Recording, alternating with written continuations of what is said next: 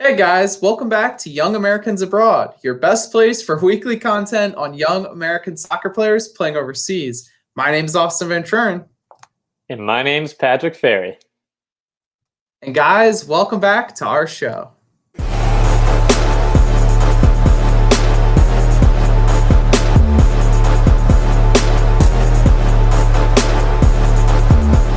So guys, we're so happy to be back this week. It's been a little while, Pat, but we're back finally in such a great, part of the season. Seems like we win a new trophy every week with all our players.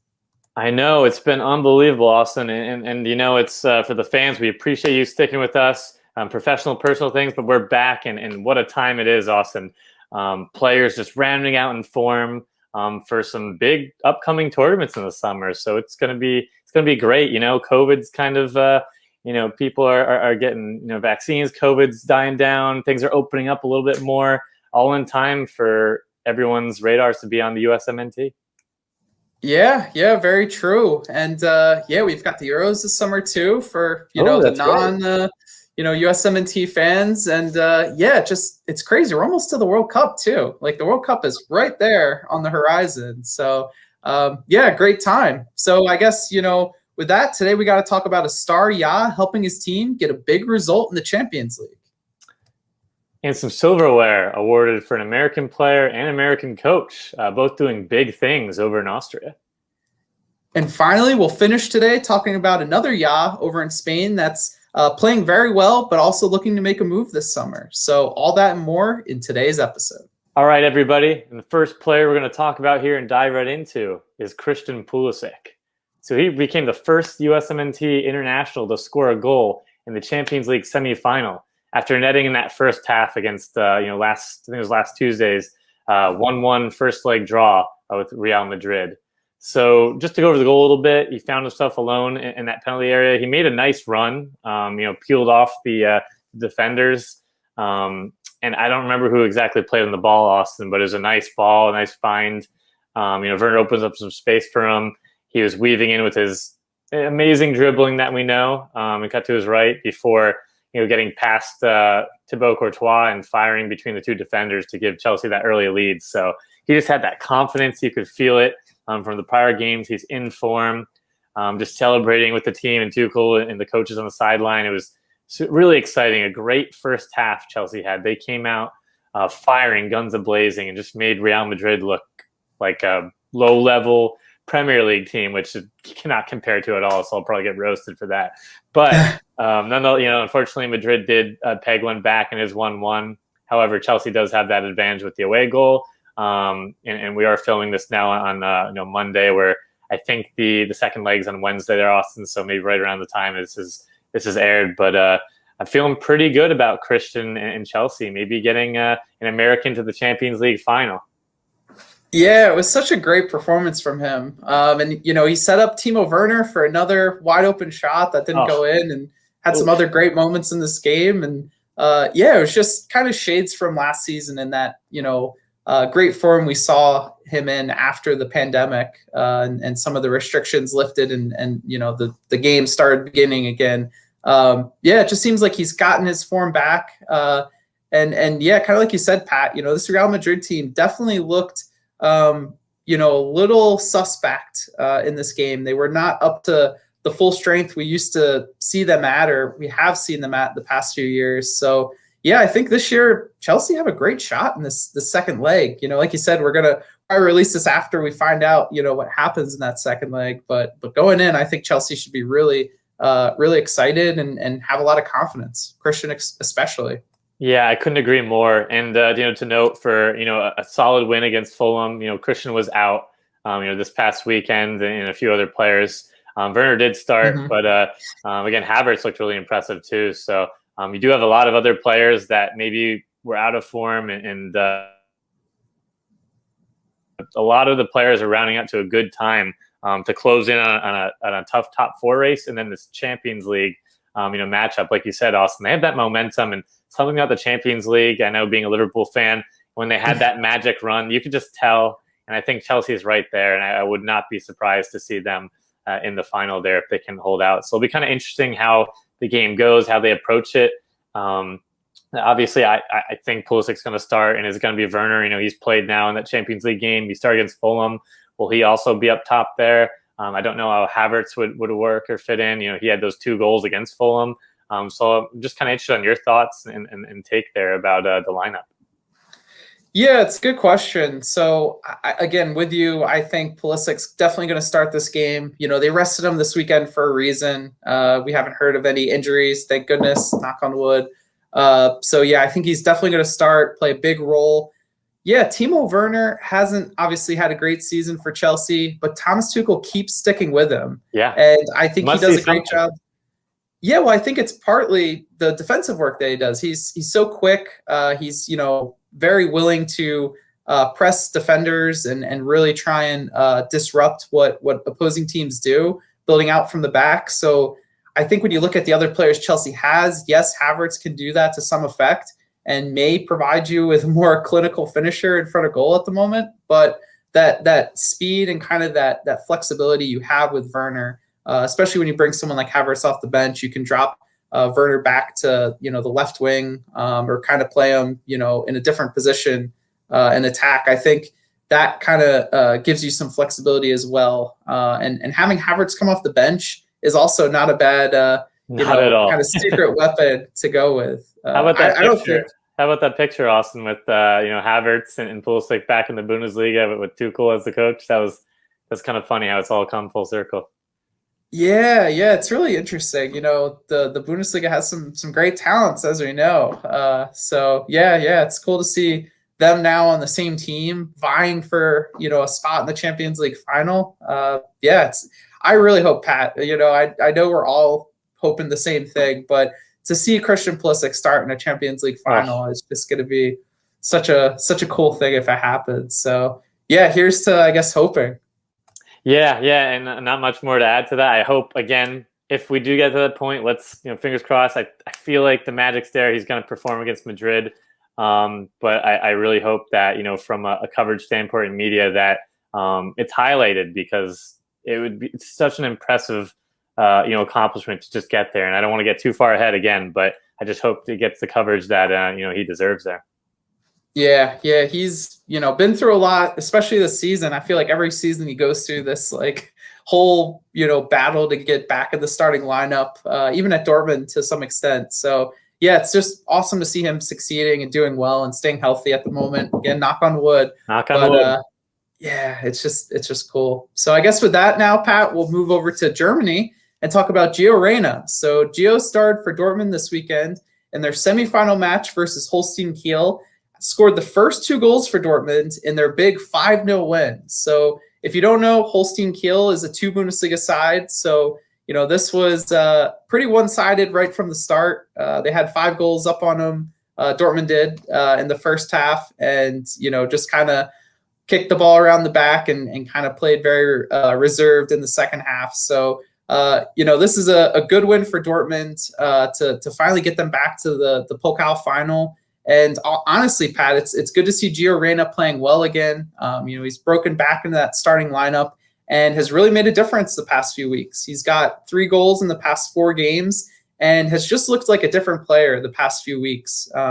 Being more confident in the final third, just taking his chances a little bit more. Obviously, scoring goals helps too. But it's just good to see him kind of get back in a groove a little bit. And Dortmund now, again, go to the final. They'll play Leipzig in the final with, fellow American Tyler Adams there at the club. So we'll have another showdown of Americans in the DFB Pokal final. Yeah, it'll be exciting. And I'm hoping maybe there's some kind of banter, playful bets going on between the two, heading into the, USMNT camps there down the line.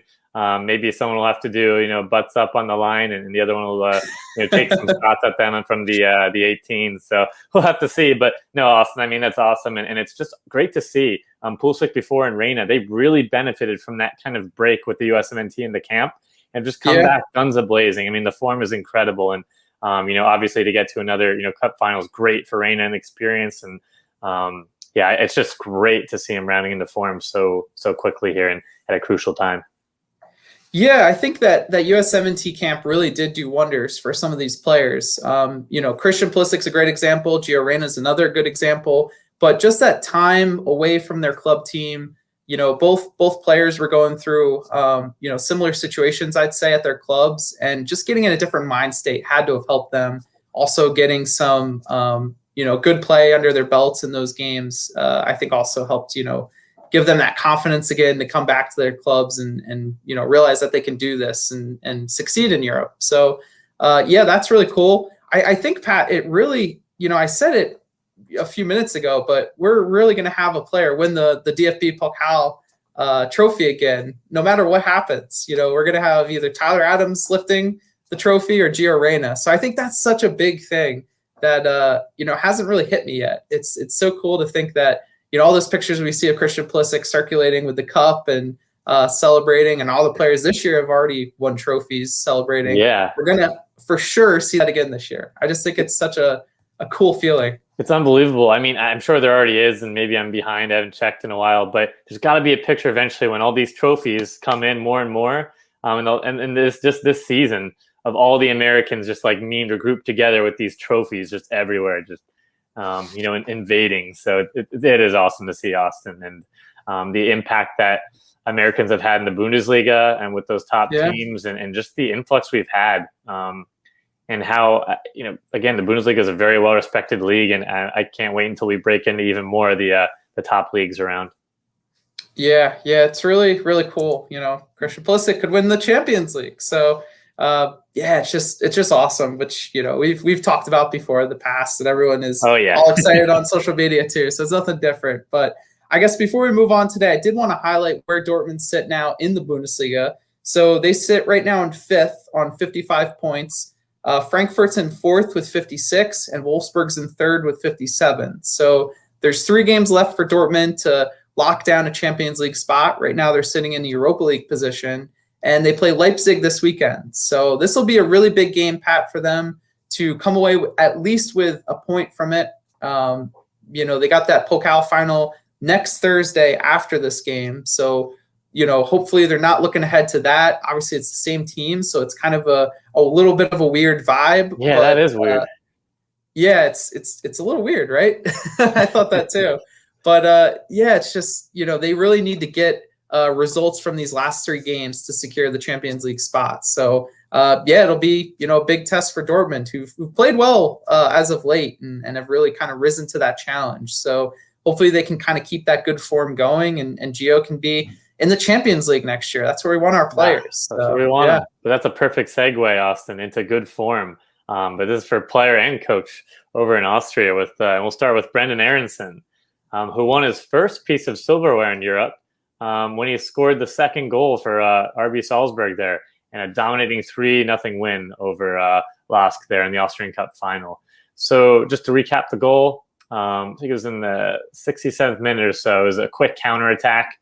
Salzburg, had the upper hand with that first goal, and they just powered and wore the team down. Their typical style of that heavy metal football, as Klapp says. And Aaronson made that solid run right in the middle, received the ball, nice run touch with the right and set it up. Touch with the left and set up to his right for a screamer past the goalie. Just full of confidence and just an emphatic way to score for a cup final with all that pressure. Just coming over shortly in January, I believe, in the winter timeframe. So it hasn't been too long. He's contributed, I believe, now 5 goals and 4 assists or so, and it's made quite the impact. And obviously having that great American coach, Jesse Marsch, doing big things. I mean, it just seems like a match made in heaven there for Americans over in Austria. Yeah, I've loved what I've seen from Brenden so far in his time with Salzburg. I really like the position he's playing out on the left.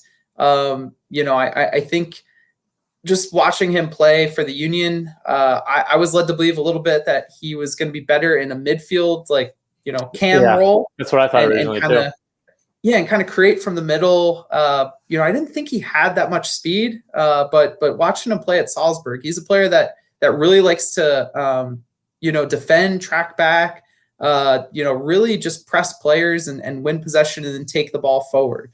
He's someone that does a really good job of transitioning play from, the takeaway or the steal to going into offense and getting out on the break. So that's the I think the most positive sign I've seen from him so far at Salzburg, and also just his confidence. He's playing with a lot of confidence right now. Obviously, the Austrian league is a little top heavy. I think that's safe to say. So it may be, some of these teams he's playing may be worse than some of the teams he was playing in MLS.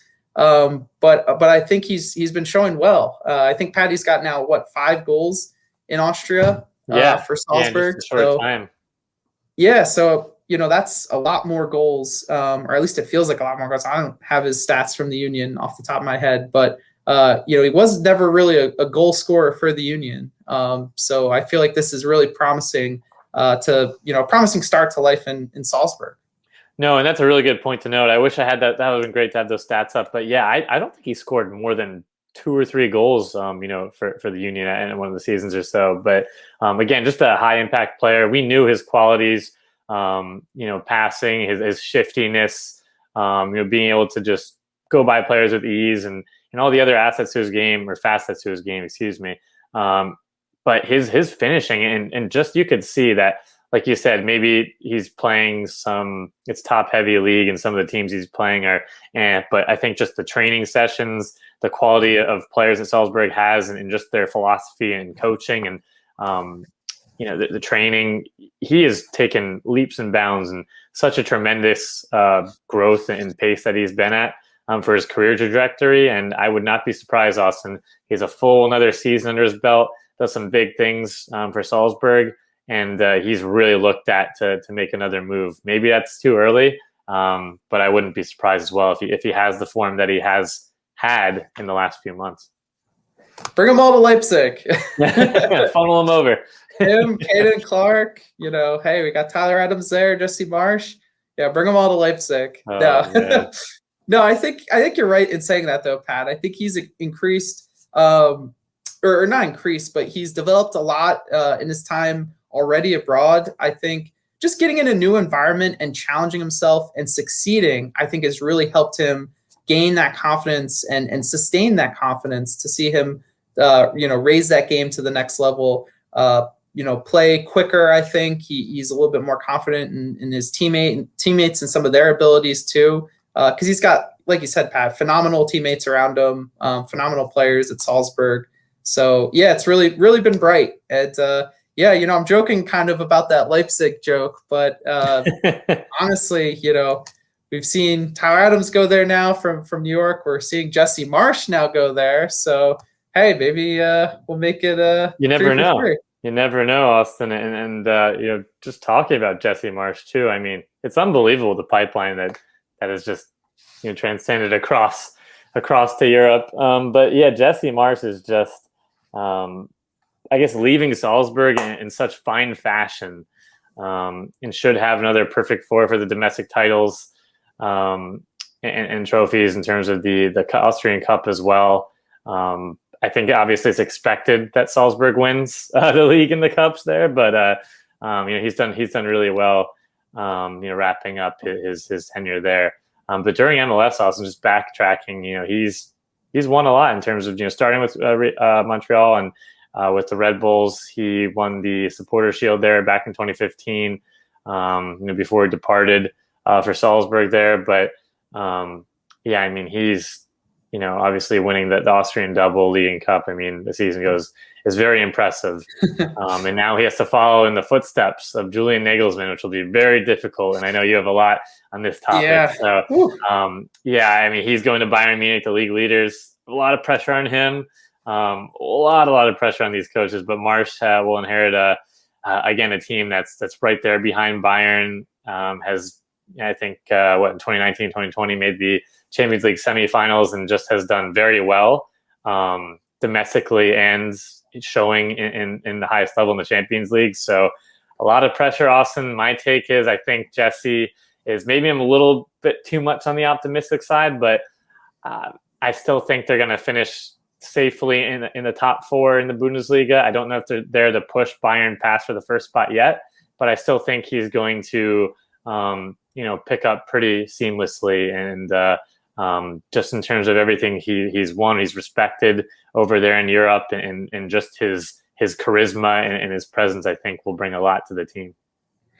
Yeah, and the cool thing is he coached at Leipzig for a season as an assistant coach. So he's got a lot of built relationships with some of Yeah, those that's right. players there. Obviously, Tyler Adams was his captain for multiple years, and just a regular player with him coming up through the youth system. So yeah, I think it's a great match. I think it's the perfect team for him. I really don't think there's another team that would have been better suited for his style. Like he plays the Leipzig way. And obviously, Julian Nagelsmann has kind of changed that to some effect, or at least, altered how they played. And, I think it'll be interesting seeing that transition from the way Nagelsmann's played to how Marsch will set up the team. But in doing that, I think there's a lot of opportunity there for him, Pat. I think, again, like you said, he's in, this is a team that's in multiple competitions. Now Jesse Marsch has experience in Europe. So, he's well prepared, I would say, for what that challenge is going to be. And yeah, I think, the one thing, and kind of this is where I want to take it, is it's going to be a big pressure job for him. There's going to be a lot of pressure around Leipzig next year. They finished second in the Bundesliga 2 years running now. Julian Nagelsmann, the coach that helped them, reach this success, is now going to be coaching the best team in Germany. So it's just like, the rich keep getting richer. Deu Upamecano is going to Bayern as well. So yeah, I think there's going to be a lot of pressure on Leipzig to do that again next year, and really, succeed in both competitions, succeed in the Champions League, but also succeed in the Bundesliga. So it's really going to be, a good challenge for Jesse. And honestly, Pat, I'm just excited to see, someone get this kind of opportunity. This feels like a turning point in American soccer, to be honest. Yeah, it really does. And some people, have noted back to, Bradley and his stints in Europe, but this is on a whole nother level. And not to discredit, Bradley, but just the way that Marsch, his trajectory and how he's kind of slowly worked his way. Like you said, that was a good point. I completely forgot he was an assistant there at Leipzig. So that, is awesome, just to really almost have a really nice progression, not kind of thrown into the fire like the Swansea situation, but for coaching, this is going to open tons of doors. You could compare it to, leading that way like Pulisic did for all these players, and now you'll kind of see, maybe some other coaches making the moves. So, yeah, I mean, like you said, all the best. I think it is the bar is set very, very high for him at Leipzig, but yeah, I don't know. I just get this feeling around him and what he can build in terms of on the field, and just that culture and where Leipzig is trying to go. I think he could be an integral part of that and stay there for a pretty long time if obviously things go well. Who knows with coaching nowadays, that with probably the average tenure is less than a year. Yeah, it's interesting you say that too, because this is a 2-year contract for him. So this is definitely going to be a, show me what you're worth in this first season. And, we'll probably extend your contract if they do well. But going back to kind of what you said before, and what I said, I guess, before, how this is kind of a turning point in American history. I also think we got to give credit to some other American coaches that have done, some good, or have at least reached a level that we can be proud of. David Wagner at Huddersfield in the Premier League did a great job there. Not such a great job with Schalke, but we'll leave that be. And then you got Pellegrino Matarazzo, who's done a phenomenal job with Stuttgart this year. And honestly, I really hope he stays at Stuttgart, because I think they got a great future and are going to be a really good team this coming season. There's some rumors with him actually being linked to some of these other jobs, like the Eintracht Frankfurt job. I think even Wolfsburg, if Oliver Glasner moves on to a different position. So, he's another coach who's born and raised in America, went to Germany as a young player and kind of rose the ranks and kind of, I would say, became more naturalized in German culture and kind of stayed abroad, which there's nothing wrong with that. But it's just been a little bit different of a path, I think, from him. And, the cool thing about Jesse Marsch is he rose up through MLS.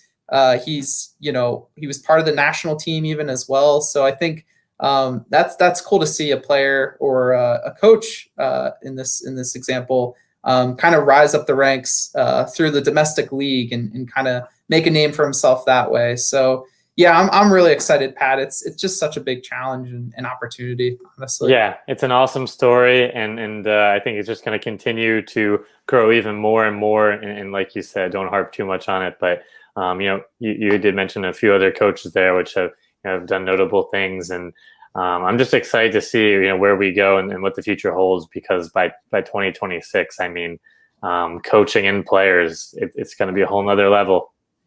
Yeah, we hope Jesse does well, but not well enough to not coach us in 2026. Should say that too. Good call. Good call. Little caveat in there, I guess. No. Let's see what the future holds, I guess. But with that, we'll move on to another player today, and that's Weston McKennie.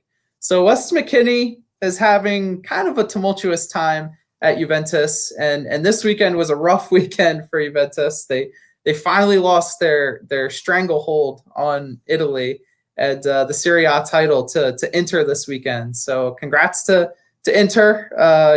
Well played to them. They're a good team this year with a good coach and Antonio Conte. But in this game for Weston, getting back to the whole reason we do this show, Weston started and played 84 minutes for Juve in their 2-1 late win over Udinese. So Ronaldo helped bail them out in the final minutes there. And really this game was important for Juventus to stay in a Champions League position.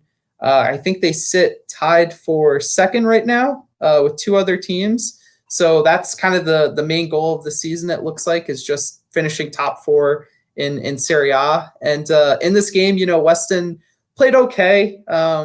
Defensively, it wasn't his best performance. It wasn't his best game. He did create a chance offensively. So that was, I guess, nice to see. But really, Pat, just these past few games for him, he's not looked up to that same level that we saw earlier in the season. And we're really, struggling to kind of figure out why that is.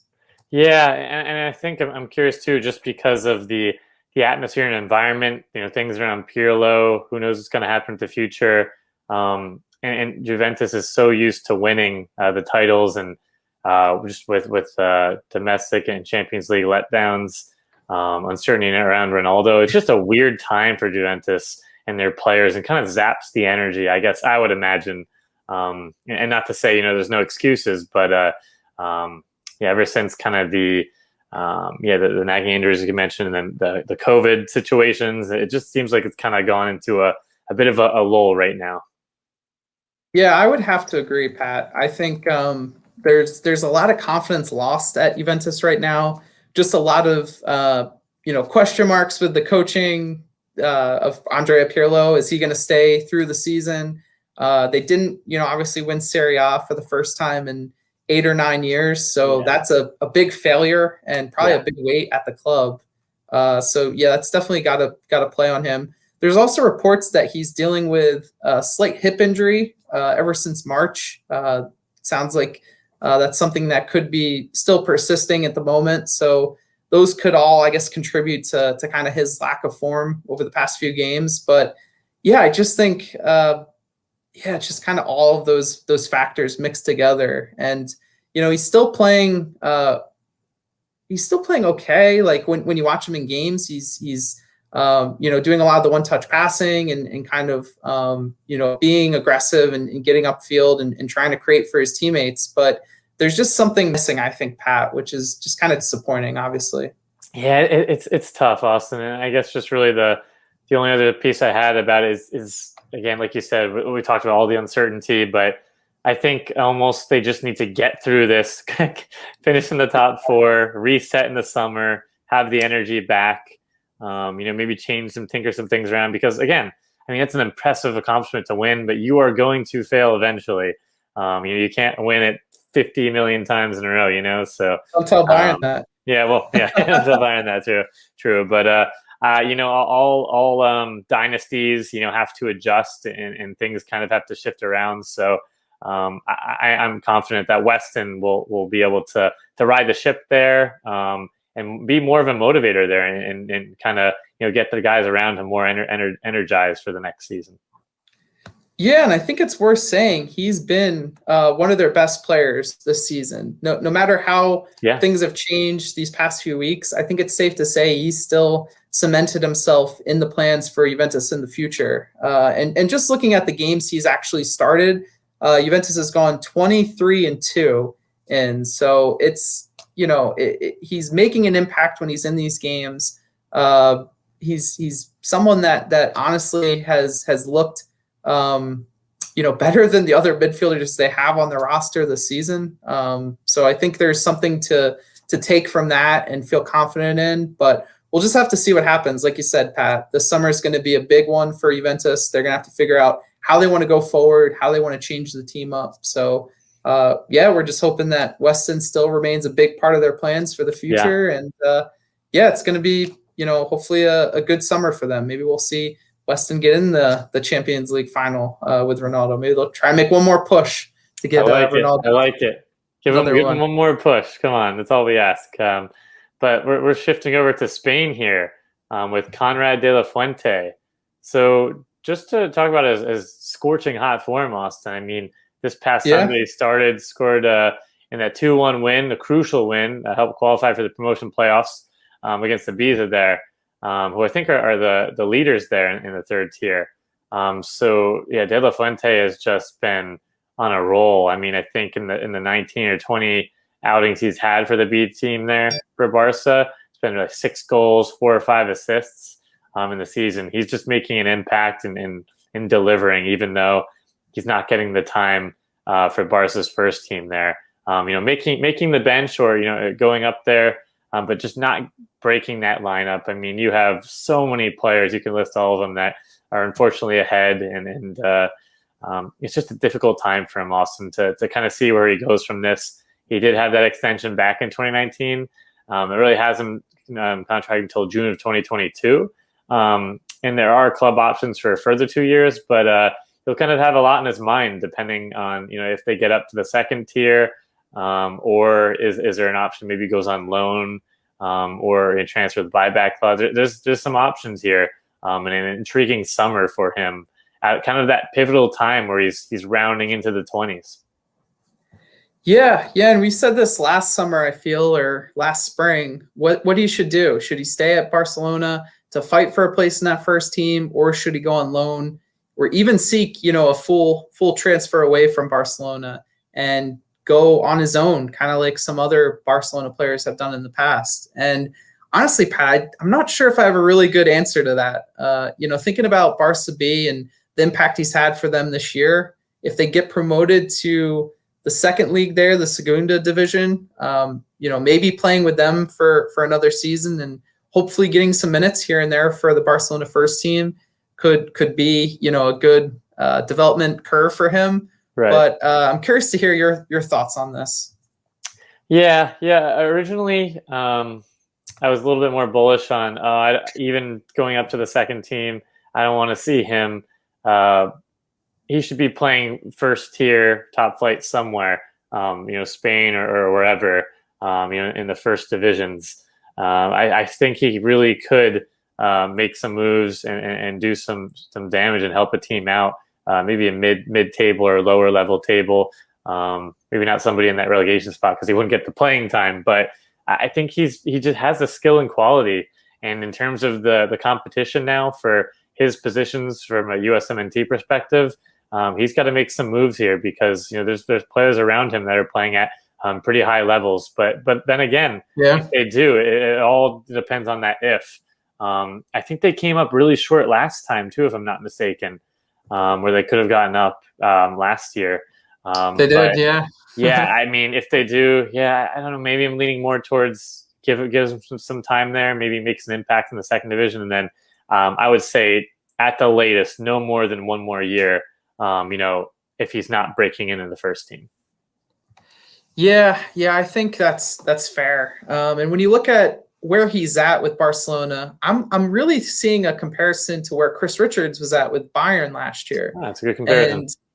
And kind of, Chris Richards chose to stay last summer with Bayern, started off with Bayern 2 and also played a few games here and there for Bayern's first team in the fall, and then went on loan to Hoffenheim. and has done a really good job. So I think if Konrad did go the route of staying with Barcelona, then I think he should look to emulate kind of what Chris Richards did and see what time he's getting in that fall, part of the season, and then maybe look at a La Liga team that's either mid-table, that's underperforming, or a team that's got some continuity with Barcelona. Right. I think you said off camera, Pat, there's so many clubs in Spain that have players on loan from Barca or former Barca players. So maybe there's a relationship that's been established with the club that they could send Konrad for the rest of the season and kind of get that game time under his belt. And again, looking at that season, this is going to be leading up to the World Cup. So this, like you said, Pat, there's a lot of competition for spots now in the USMNT for the first time in a while. So he's really going to have to kind of evaluate his options. And if that's something he really wants to do, make that World Cup roster, then he's going to have to put himself in the position to play himself onto that roster. So that's cool. Yeah, and not a really great player comparison, but I'm just thinking, and depends on positions, type of player, things like that, and different systems. But if Yunus Musa, who's kind of struggling for playing time at Valencia, but just looked at where he is in the lineup, I think if Konrad could find himself in a situation like that for a La Liga team, what's to say he can't crack at least be in selection or contention. Coming off the bench for the U.S. or starting, on certain occasions. So, I really want him to. I think the next year or two are going to be that do or die from a developmental perspective there.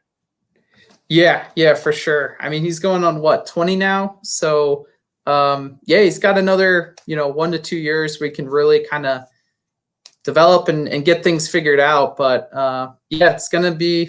I feel like there's going to be a time where he's going to have to leave Barca, and it's just trying to figure out when is the best time to do that, what opportunities are present. So, I guess we'll have to wait and see, Pat. That's the fun part about this time of year. We're getting all these transfer rumors now, and we're trying to figure out what makes sense for our players going forward. So with that, we're going to head over now to Quick Kicks.